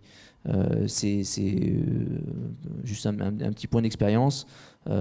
C'est très difficile sur le long terme de vivre une expérience américaine à San Francisco, alors que sur Boston, New York ou Montréal, c'est quelque chose qui est plus jouable. Maintenant, la Silicon Valley, il y a un beau soleil, c'est un autre cadre de vie, hein, mais ça se paye. Et Fabrice, je vous voyais aussi prendre votre micro. Moi, je m'interrogeais justement sur la tournure que prend le débat. Si vous remarquez, à chaque fois, on revient effectivement sur le dynamisme de l'économie. C'est-à-dire qu'on ne se focalise pas, on a du mal à se focaliser sur les seniors, mais on revient à chaque fois parce que je pense qu'on a parfois tendance à confondre effectivement le symptôme et la cause. Les difficultés d'emploi des seniors, et je reviens sur ma thématique qui est importante parce que j'y tiens, n'est pas liée intrinsèquement aux seniors. Et je pense que c'est une mauvaise idée de dire que c'est lié intrinsèquement aux seniors parce qu'on finit par culpabiliser ceux qui sont victimes. C'est-à-dire que ceux qui sont victimes en réalité d'une économie qui n'est plus assez dynamique, qui ne sait plus se remettre en question, qui ne crée plus assez de valeur, sur lesquelles on n'a plus les leviers. Et la difficulté, c'est que du coup, effectivement, cette pénurie que je citais tout à l'heure fait qu'un certain nombre de personnes restent au bord du chemin. Donc je pense qu'il faut se focaliser sur le mal et pas sur le symptôme. Malheureusement, on a tendance à se focaliser sur un symptôme, c'est plus facile, en essayant parfois de passer par des dispositifs d'aide, etc., pour essayer de faire en sorte que tout ça se tasse un peu. Mais en réalité, la difficulté, c'est comment on dynamise l'économie française, de quelle manière on réinjecte des capitaux de façon massive, et en particulier de quelle manière les banques traditionnelles se remettent à jouer leur rôle de financer l'économie, ou alors dans ce cas-là on change de modèle, parce que je crois qu'il y a un certain nombre de pays dans lesquels 80% de l'activité économique est financée par des fonds d'investissement et 20% par des banques. En France, il me semble que c'est l'inverse, 80% par les banques, dont ce n'est pas le rôle de prendre des risques importants derrière vous en tant qu'entrepreneur, hein, ce n'est pas leur rôle.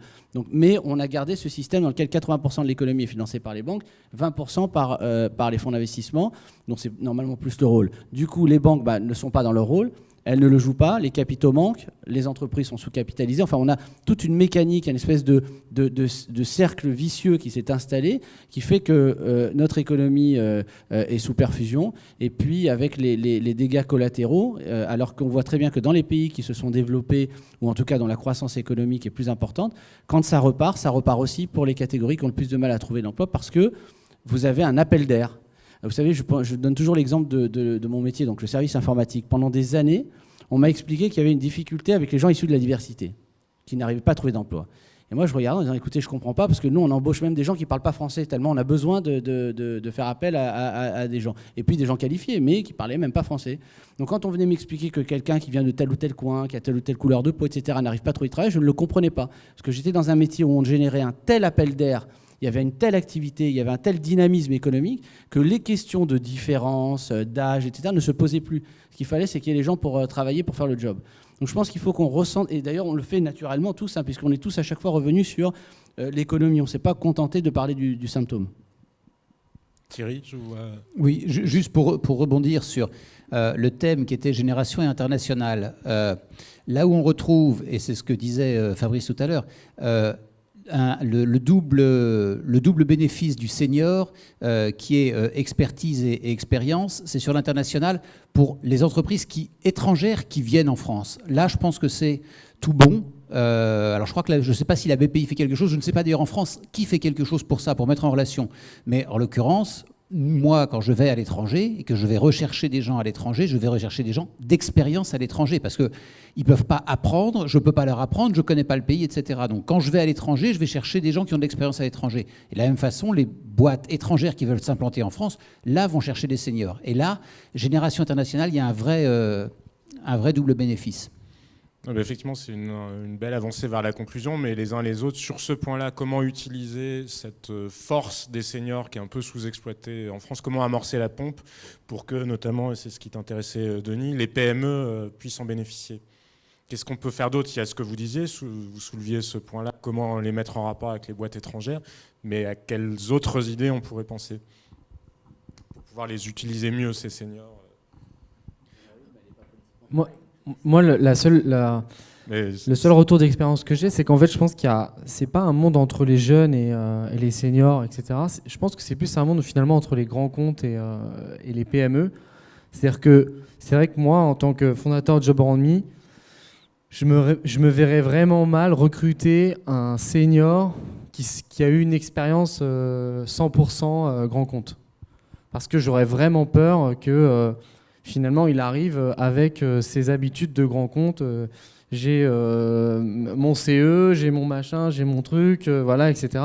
C'est qu'à un moment donné, je suis le président, directeur général de Job Around Me, mais je suis au moulin, voilà, partout, quoi. Je suis sur le terrain, etc. Et même Philippe, qui a 55 ans, je peux vous dire que c'est une machine, hein. Il m'envoie des mails le dimanche, il m'envoie des mails la nuit. Voilà, il va souvent d'ailleurs à Tel Aviv et c'est mon ambassadeur là-bas. Donc en fait, je pense que voilà, et lui, il a une expérience grand compte, mais toujours dans une dynamique entrepreneuriale.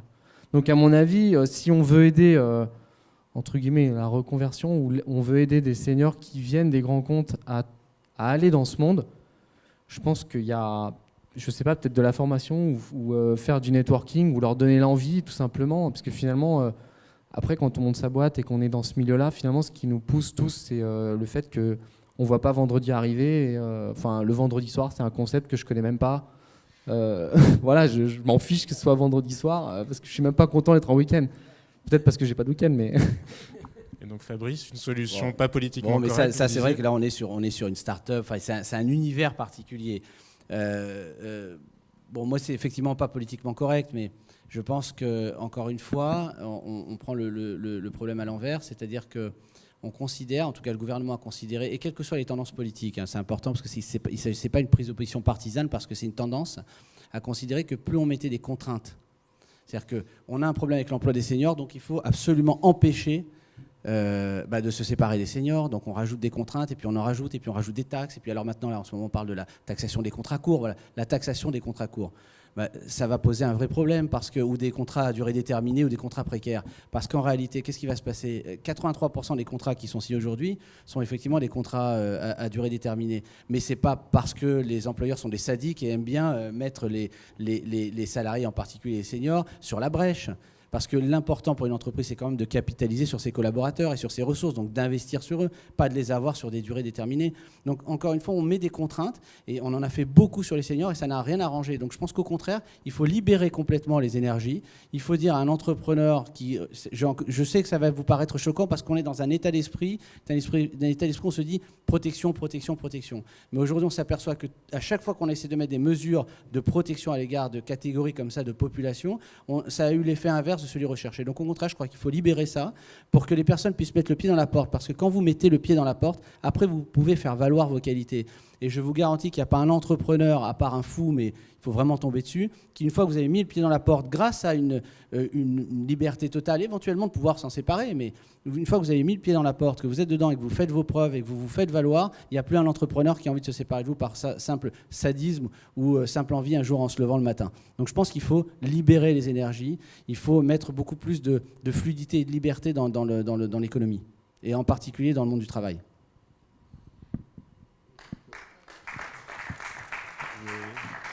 Tu veux un dernier mot, Paul-François ou...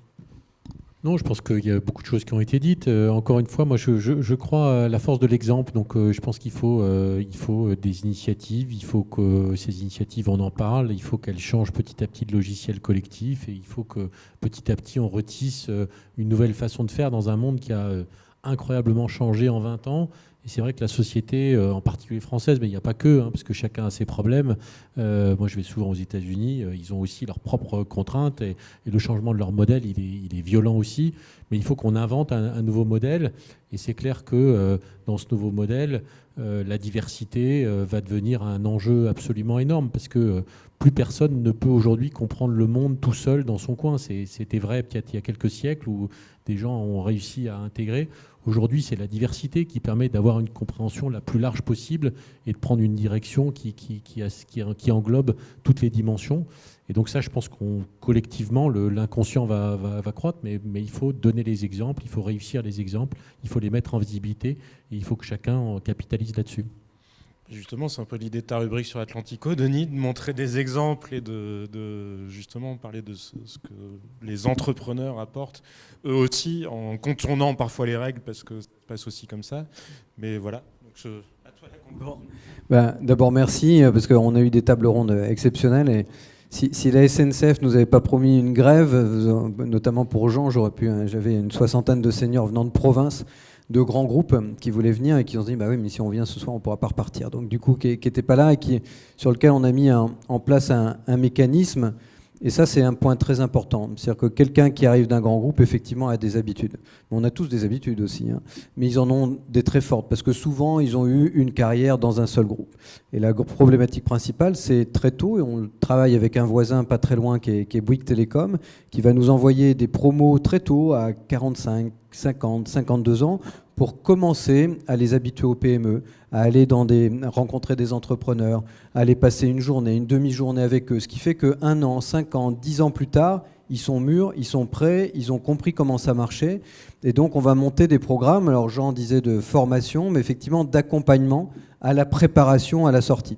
Et ce qui fait que du coup, un certain nombre de boîtes sont venues nous voir en disant on va même commencer plus tôt, parce que c'est fini le temps où on faisait toute sa carrière dans une entreprise. Donc même les hauts potentiels chez nous, c'est-à-dire ceux sur lesquels ils investissent massivement le plus d'argent, ils vont leur dire dès le départ, attention, on sait qu'à un moment donné, ou vous ou nous, on va décider de se séparer. Donc commencez à savoir ce qui se passe à l'extérieur. Et le monde le plus vivant, c'est celui des PME, et préparez-vous-y maintenant. Donc ça, l'enjeu sur lequel tu as mis le doigt, Jean, est un enjeu colossal. C'est-à-dire que c'est l'enjeu de la sélection des gens qui ont cette capacité d'adaptation.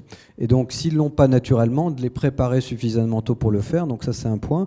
Puis là, le point commun avec la table ronde précédente, c'est, à nouveau, on l'a dit, ce n'est pas de faire des choses en plus, rajouter des contraintes, mais au contraire de tester une fois en 30 ans, de toutes les enlever et voir si ça vraiment ne fait qu'appauvrir les plus pauvres, fragiliser les plus fragiles, ou si on ne pourrait pas considérer que peut-être c'est une chance à tenter pour à nouveau redonner une dynamique et finalement enrichir tout le monde. En tout cas, pour l'instant, tous nos politiques nous ont persuadés que pour maintenir le rôle de l'État et maintenir surtout leur salaire à eux, il fallait absolument compter sur eux pour réutiliser notre argent public, qui est quand même, je le rappelle, notre argent privé à l'origine, qu'on a créé, et qu'en réalité, aujourd'hui, on en arrive là où on en est. Donc, c'est-à-dire qu'il y a peut-être intelligemment à dire on va commencer par licencier les politiques et puis on va embaucher les jeunes et les seniors. Bon. Donc merci en tout cas de votre participation. Merci à Sébastien de nous avoir accompagnés. Dernier petit témoignage avec Gilles, Raphaël et nos amis des Jules. Je ne sais plus qui est rentré. Et dans un quart d'heure, je vous libère tous. Si vous voulez assister à ce témoignage pratique d'un binôme senior start-up, si vous avez encore quelques minutes pour rester parmi nous, vous allez voir, c'est hyper éclairant. Et par rapport à ce que disait très justement Thierry Sergent tout à l'heure, Gilles Maucou certainement vous dira, bah oui, je suis senior, je sais, mais c'est pas moi le boss, hein, c'est le patron, c'est l'entrepreneur. Donc merci à nouveau à Jean-Sébastien, parce que tout le monde, tous ces journalistes qui sont venus aujourd'hui pour nous donner un coup de main gentiment et bénévolement, vraiment je les remercierai jamais assez, parce que je sais combien le temps est précieux et la pression de l'info un peu forte. Alors, je vous demande de les applaudir, ils sont tous les trois. Ils ont survécu à toute la journée, ce qui est aussi très bien. Vous avez des micros, hein, c'est bon? Un seul? Jean-Sébastien, est-ce que tu en as gardé un? Ben non, c'est moi qui te l'ai piqué. Ah ben non, il y en a deux, c'est bon, tout va bien. Alors, je vous présente effectivement nos trois amis, puisque nous avons perdu là aussi la femme. On n'a pas été bon sur les femmes cet après-midi, mais là, il y en a deux qui ont dû partir. Alors, Gilles, qui est arrivé, alors je ne sais plus, par un ami, par une interview, je ne sais plus comment tu étais arrivé jusqu'à nous. Tu vois, maintenant le temps passe et j'ai des petits déficits de mémoire, mais tu étais arrivé jusqu'à nous à l'accélérateur de croissance. Oui, on s'était rencontrés dans une autre réunion. Voilà, c'est ça. Et puis, non, c'était un truc tout à fait normal, hein, je vous rassure, c'était pas un club des SKiens. Et puis, on a Raphaël, avec qui ils sont rencontrés dans l'accélérateur et qui vont nous raconter leur histoire. Alors, je leur ai déjà fait raconter plusieurs fois, mais personnellement, je l'ai entendu plusieurs fois, mais je m'en lasse jamais. Et puis, alors normalement, ils sont deux, Yannick et Guillaume, mais je les ai un peu fait souffrir avec les horaires aujourd'hui, des Jules. Donc, voilà les Jules qui vont nous expliquer. Alors, Raphaël et les Jules, dites-nous juste en deux mots, qu'est-ce que vous faites dans la vie tous les jours? Il y en a un qui est très techno et l'autre très bricolo. En deux mots, les Jules, c'est quoi? Oui, alors ça va être très simple parce que c'est pas du tout techno. Ouais. Nous, on a une société de services de bricoleurs professionnels. Donc en gros, on propose un service intermédiaire entre l'artisan et le bricoleur amateur. On a professionnalisé le bricolage, voilà, tout simplement. L'homme à tout faire, à l'attention des particuliers évidemment, mais surtout des entreprises. Voilà, aujourd'hui vous êtes des hommes à tout faire, mais pour les entreprises surtout. Voilà, tout à fait. D'accord. Raphaël? Alors bonjour, moi je suis à la phase du projet, donc je suis un peu un enfant naturel de l'accélérateur de croissance, je suis pas encore une société en croissance. Et le projet consiste à réaliser des modèles 3D, donc à produire du contenu 3D, on en parle beaucoup en ce moment avec tout ce qui vient des États-Unis, à destination des entreprises. Donc c'est un service B2B qui se veut un levier de croissance et de productivité pour les clients donc, professionnels. Alors, et plus précisément, parce qu'il y a des technos assez... Une des premières applications, c'est la modélisation sur les chantiers de construction des différentes étapes du chantier. Ça permet un contrôle en cours de construction. D'accord. Par exemple. Et Gilles, toi, tu es un homme qui ne manque pas d'air, puisque tu as passé l'essentiel de ta carrière chez Michelin. Oui. Donc un type gonflé. Hein. Et Michelin est une grande partie, alors un peu partout, mais notamment en Asie. Oui, oui, j'ai eu le privilège de rentrer dans une maison auvergnate et en 40 ans de carrière, j'y ai passé 6 mois.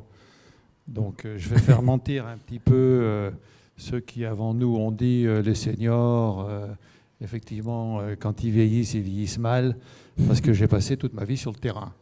Et je crois que ce que nous a dit en particulier Fabrice, entre le dialogue entre Thierry et Fabrice tout à l'heure, était très intéressant parce qu'effectivement, dans les seniors, il y a plusieurs catégories.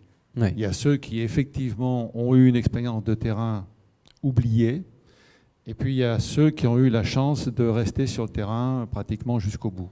Oui. Et ça a été un peu mon cas. Et de ce fait-là, mon expérience était toujours intéressante, même après la retraite. Et je pense que Raphaël pourra en parler mieux que moi. Je confirme, j'ai adhéré à ce qu'a dit M. Hakoun. Je n'avais pas réalisé à quel point c'était vrai. Et on en avait déjà parlé ensemble, je crois. On avait eu l'occasion d'évoquer ce sujet-là. Ce qui est très puissant pour une start-up, je vais parler au nom des start-up, c'est effectivement les seniors de terrain. Oui. Parce que nous, on a des problèmes dans l'exécution. Oui. En fait, finalement, le conseil, c'est un peu difficile à recevoir à l'étape de ce qu'on appelle l'amorçage. On en a parlé dans la journée. Les seniors de terrain, ça fait toute la différence dans l'exécution. Et c'est là où, on en parlera peut-être tout à l'heure quand on détaillera notre aventure, mais c'est là où une start-up peut se noyer et où un senior de terrain peut justement lui apporter la flottaison nécessaire. Donc plus le senior 4x4 que le senior limousine. Absolument. D'accord. Alors, Gilles et Raphaël, et puis après, Ça y est, j'ai toujours un doute. Guillaume Yannick, hein, c'est bien. Yannick, tu raconteras un petit peu une expérience un peu double avec deux seniors plus jeunes d'ailleurs qui t'ont accompagné avec deux expériences différentes. Alors, Raphaël et Gilles ont parlé de Japon en fait, hein, ensemble. Donc c'est ça l'histoire, toujours incroyable. J'ai autant de plaisir à écouter et à solliciter.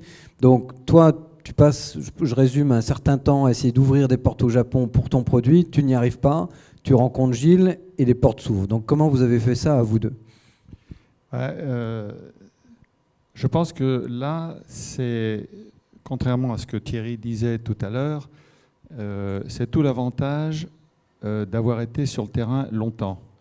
Parce que, en particulier sur le Japon, mais pas uniquement, puisque j'ai passé 21 ans en Asie, donc je connais bien le monde chinois qui est totalement différent du monde japonais.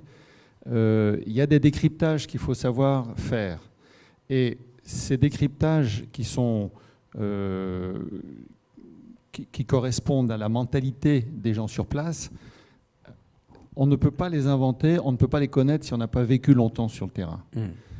Par contre, quand on a vécu sur le terrain suffisamment longtemps, on sait tout de suite la manière dont il faut procéder pour ouvrir ce que je dirais l'huître. Parce que les gens sont plutôt fermés en Asie. Et c'était la grosse difficulté de Raphaël, c'est qu'il n'arrivait pas à ouvrir la porte. Et en fait, en très peu de temps, en 3 mails et une demi-journée de conversation, on a repris le problème à zéro et on a réussi à débloquer la situation. Simplement parce que je connaissais les clés d'ouverture de la partie en face. Et non seulement on a réussi à ouvrir la porte, mais on a été invité à aller au Japon, ce qui n'avait pas été le cas de Raphaël pendant 2 ans pratiquement, alors qu'il cherchait désespérément à le faire. Et lorsque nous avons négocié avec ces gens-là, donc la partie japonaise, on est allé bien au-delà des espérances de Raphaël. Non seulement on a négocié sur un achat de matériel qu'il n'avait pas envie de nous vendre, mais en plus on a réussi en l'espace de 48 heures à faire en sorte que ces gens-là nous proposent à Raphaël une coopération technique sur des développements à venir qui étaient complètement improbables dans l'esprit de Raphaël avant qu'on prenne l'avion. Ouais. Ah, Raphaël, qu'est-ce qui s'est passé sur place? Ça, c'est une question que je vous ai jamais posée. Vous êtes allés au rendez-vous ensemble. Oui.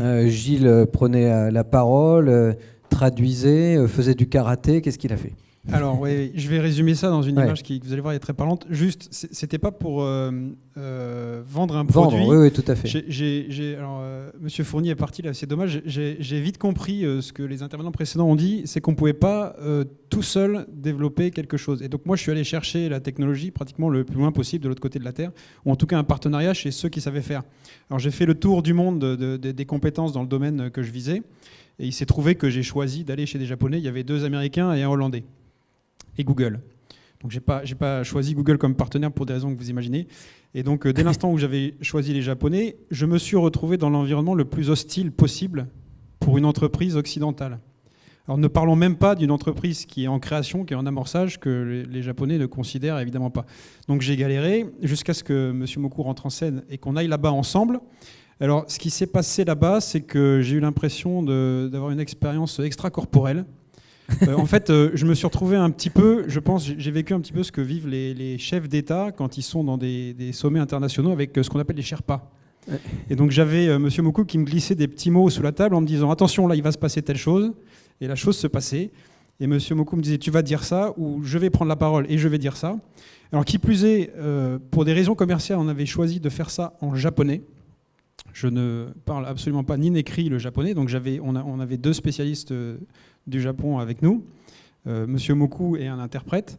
Et donc, à certains moments, la sensation extracorporelle était encore renforcée par le fait que le dialogue se passait entre mes interprètes et mes interlocuteurs japonais. Et donc, l'objectif, c'était de court-circuiter le représentant commercial des Japonais qui ne parlait pas japonais, qui était un Indien. Et ça s'est tellement bien passé que je me suis moi-même à un certain moment retrouvé court-circuité avec mon interlocuteur indien et que la négociation s'est passée entre mon équipe finalement et les Japonais. Donc c'était une sorte de mission diplomatique assez fabuleuse pour moi. Je tiens à signaler d'ailleurs que j'étais accompagné probablement, Monsieur Moku est probablement l'un des meilleurs experts, sinon le meilleur expert, pour faire ce genre de mission et pour accompagner une entreprise au Japon. Et il y en a un deuxième qu'on avait sollicité, qui est conseiller du commerce extérieur et qui était le témoin de mariage de Monsieur Moku au Japon. Donc vous voyez, on a fait ça en famille pratiquement. Ouais. Oui, pour résumer tout ça, quand on est senior et qu'on fait du bénévolat, il faut de toute façon surtout pas se considérer comme un senior. Et ça, c'était ma philosophie dès le départ. À partir du moment où j'ai fait du bénévolat, je ne me considère pas comme un senior. Par contre, je m'investis à fond dans ce que je fais, mais à côté de l'entrepreneur, parce que le décisionnaire, c'est lui, c'est pas moi. Et effectivement, il faut pas parler par référence. Il ne faut pas dire moi à mon époque c'était non, pas du tout.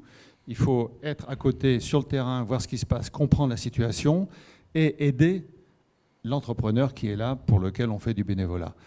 C'est une question de confiance mutuelle. S'il y a la confiance mutuelle, c'est vrai qu'à certains moments au Japon, j'ai été amené parce que je sentais que la décision allait se prendre et qu'il fallait intervenir à ce moment-là. C'était en japonais, je n'avais pas le temps de traduire. Donc c'est vrai qu'à certains moments, je suis allé un petit peu plus loin et j'ai rendu compte par la suite. Mais il y avait une telle confiance entre nous deux que Raphaël était tout à fait d'accord avec la décision que j'ai été amené à prendre dans le feu de la conversation. Mais bien souvent, dans les réunions internationales, ça se passe comme ça. Que ce soit au Japon, en Chine ou avec des Indiens, il y a un moment où ça se passe. Et ce moment-là, il est tout à fait clé et il faut le sentir. Et on ne peut véritablement le sentir que quand on a une grande connaissance du terrain de ce pays-là. Voilà. Oui, je confirme. Ça a été dit d'ailleurs dans les interventions précédentes. Et c'est exactement, pour répondre plus clairement à la question, effectivement, on a défini la stratégie en amont. Donc moi, j'apporte une stratégie, une vision pour l'entreprise. On en discute et on l'amende ce qu'il faut en préparation de l'événement. Et ensuite, sur place, je fais confiance dans l'exécution à tous les gens qui sont là, qui ont été informés de la stratégie et qui adhèrent. Et effectivement, dans la table ronde précédente, on en a parlé. Tous les soirs, j'avais Monsieur Moku dans la chambre d'hôtel qui venait débriefer. Et le matin, à 6h, j'étais réveillé par un coup de fil de Monsieur Moku qui disait « Voilà, j'ai réfléchi toute la nuit. » Alors moi, je m'étais couché à 5h pour finir les planches PowerPoint. Et à 6h, coup de téléphone de Monsieur Moku. Donc voilà ce qu'on va faire. J'ai réfléchi par rapport à ce qui s'est passé hier et on attaque la journée. Alors, ceci étant, je ne prenais pas la décision. Je disais, voilà, j'ai réfléchi toute la nuit. En fait, je ne dormais pas beaucoup. J'ai réfléchi toute la nuit. Voilà ce que je pense qu'il faudrait faire. Qu'est-ce que vous en pensez ? Je pense que c'est comme ça qu'il faut travailler, en fait. Et quand on travaille comme ça, on travaille en bonne intelligence, on travaille en totale confiance l'un et l'autre, et on progresse de manière extraordinaire. On a fait en 48 heures ce que probablement il aurait pris des années à faire tout seul. Oui, donc c'est pour revenir au début de notre conversation, c'est vraiment dans l'action que tout se passe, c'est dans l'exécution. Et il s'est passé, alors, les gens précédemment ont parlé de confiance. Nous, on a mis en pratique la confiance et ça crée une vraie dynamique. Et donc, ça propulse la start-up. C'est vraiment les boosters. Là, c'est l'accélérateur de croissance avant l'heure, avant la croissance. Il y a vraiment un booster qui permet de lancer les entreprises. Ça se passe au niveau commercial et international. Ça va se passer aussi au niveau financier. À toutes les étapes, l'expérience, alors on l'a formulé tout au long de la journée. D'ailleurs, je voudrais chaudement saluer l'initiative. Ça a été une journée, j'étais là toute la journée, très, très intéressante. Une quantité d'intervenants qui ont apporté des points de vue très divers. Et moi, je ressens vraiment une transformation dans l'écosystème. Et plusieurs intervenants l'ont dit. Et je pense qu'il y a quelque chose qui est en train de se passer. Et pour compléter la démarche, je voudrais dire aux seniors, moi je propose une autre terminologie, disons les W, parce que ça précède les X et les Y. Moi, j'appartiens à la génération X. On était parti avec des gens de la génération Y. W, c'est aussi les initiales de Warrior, et ça fait écho aux vétérans, en cette période où on a tous une pensée pour ceux qui ont débarqué en Normandie et qui étaient là aussi en 17, d'ailleurs, ils sont revenus après, ils n'étaient pas dégoûtés. Mon message au W, c'est regardez ce qui est en train de se passer chez les Y. Monsieur Moku, il utilise une image de la culture japonaise, il les appelle les Ronin. Dans la Silicon Valley, on les appelle les pirates, les hackers. Ils sont en train de contourner les règles, ils créent leur propre système. Il y a certains intervenants qui l'ont dit ce matin, Madame Origi aussi en a bien parlé. Ces générations-là, ils ont décidé de ne pas reproduire le modèle de leurs parents et de leurs grands-parents. Regardez ce qu'ils font.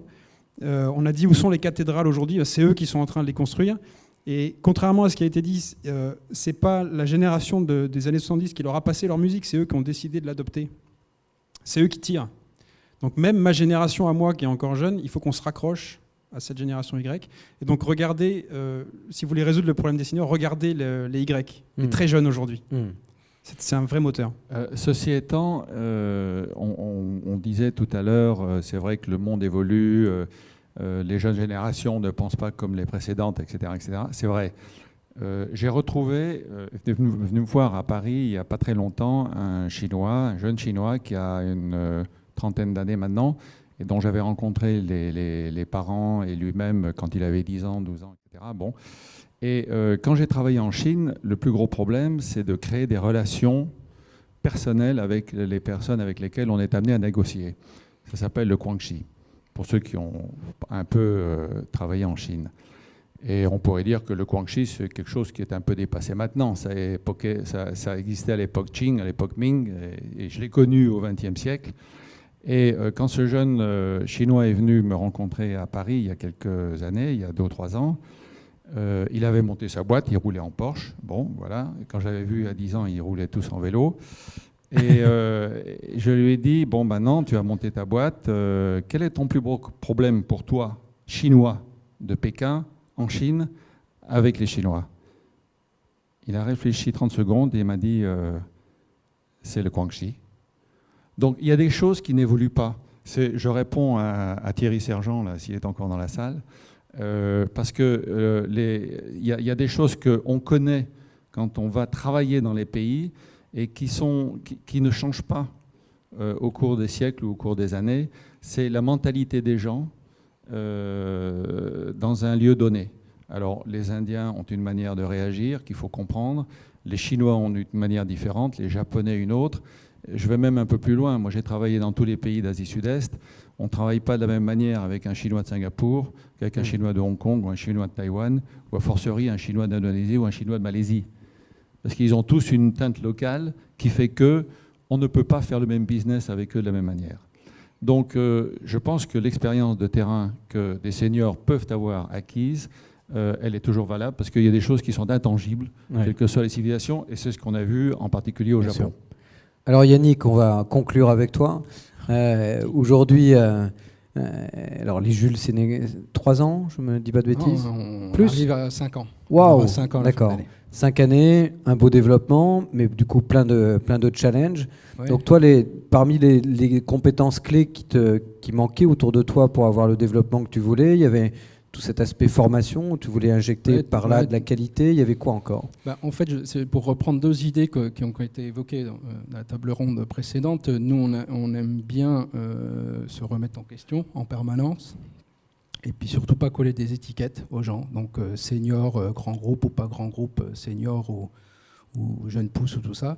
Pour autant, voilà, on ne maîtrise pas tout, et notamment, nous, pour asseoir notre service, là, on a décidé de mettre en place une école de formation.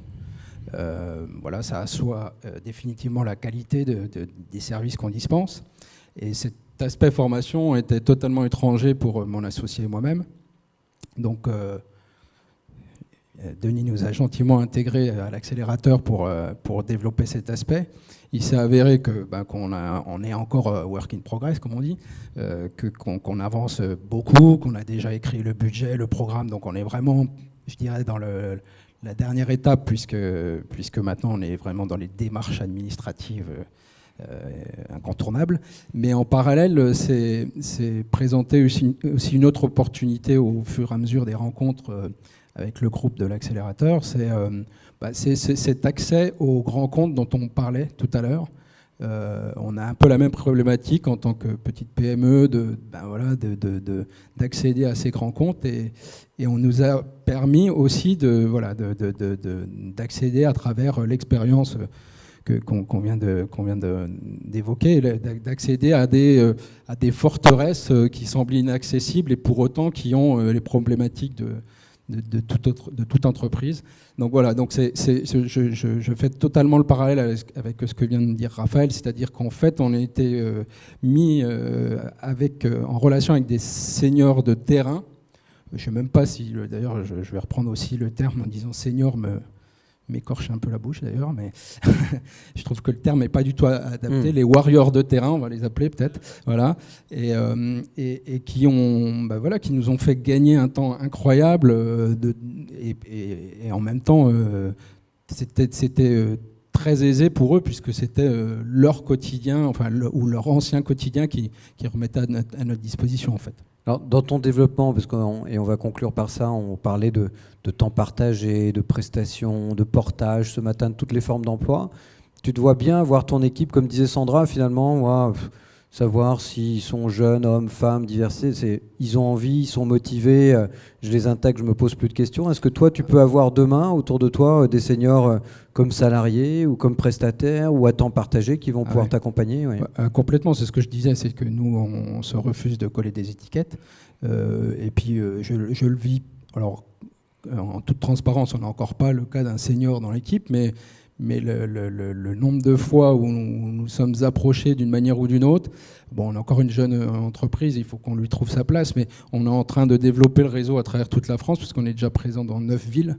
Et c'est vrai qu'on est confronté à beaucoup de candidats, plutôt après la définition du senior, mais des gens en reconversion qui sont des jeunes seniors ou des futurs seniors et tout ça. Mais nous, ça nous dérange absolument pas. C'est l'histoire que disait monsieur tout à l'heure. C'est un état d'esprit.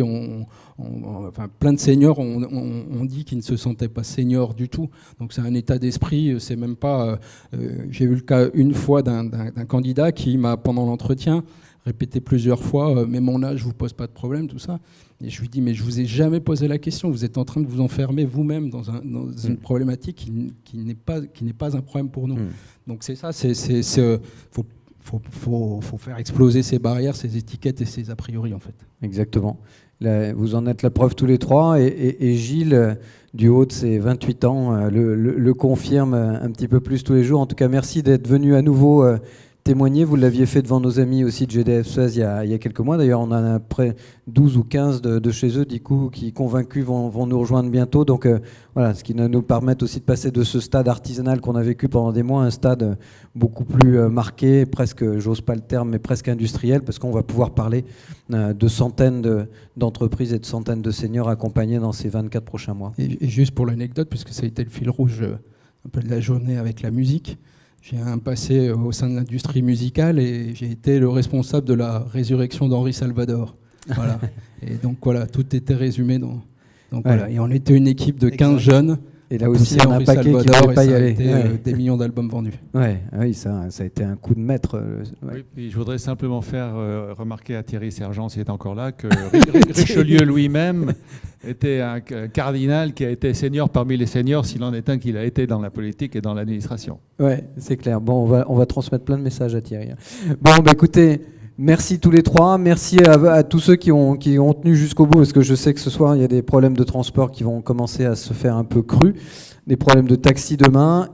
Écoutez, suivez la presse cette semaine, parce que heureusement, on va avoir une couverture assez forte qui va se perpétuer et s'intensifier a priori à partir de demain, grâce notamment au travail de Dimitri qui est quelque part dans la salle. Et puis surtout, maintenant, on va lancer les vagues en grand, puisqu'on va essayer de finir nos discussions soit avec le Premier ministre, soit avec François Rebsamen, pour prendre cette mission, pour faire une vraie proposition fine, travaillée et avec opérationnelle, qui permettrait de créer cette fameuse annonce que j'ai faite ce matin de 50 000 emplois seniors et de 200 000 emplois jeunes, auxquels on croit fermement. Si tout le monde se met autour de la table et libère tous les freins qu'il y a dans cette société, je pense qu'on peut y arriver.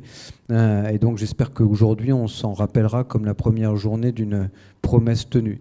Merci à tous d'être restés. À très bientôt. Au revoir.